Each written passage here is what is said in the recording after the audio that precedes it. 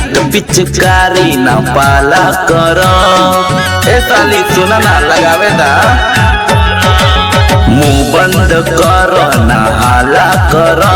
साली हिट पिचकारी ना पाला करो।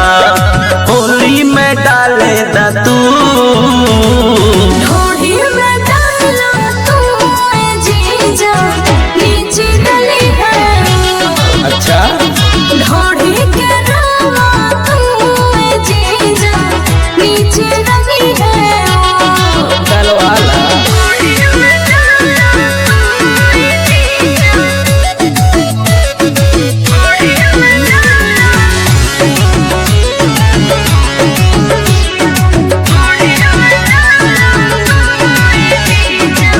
देतनी मौका ता आवहना हो। ब्लाउजर में रंग वाला गावहना हो। हम तो ये चाहतानी, देखो जीजा ऐसे सतावहना हो।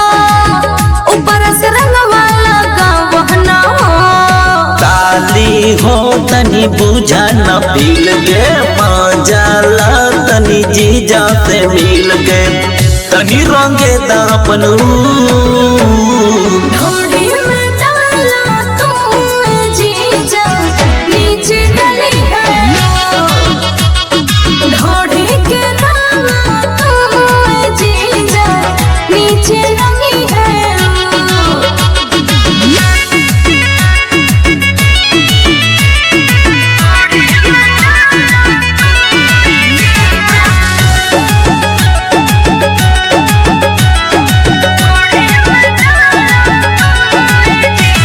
विनोद जी जलागता पालन हो।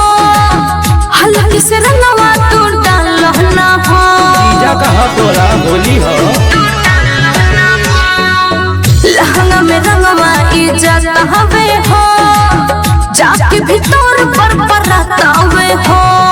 पहले जाई थोड़ा बुझाई बाद में तोहरा के मजा आ जाई। पिचकारी होले दा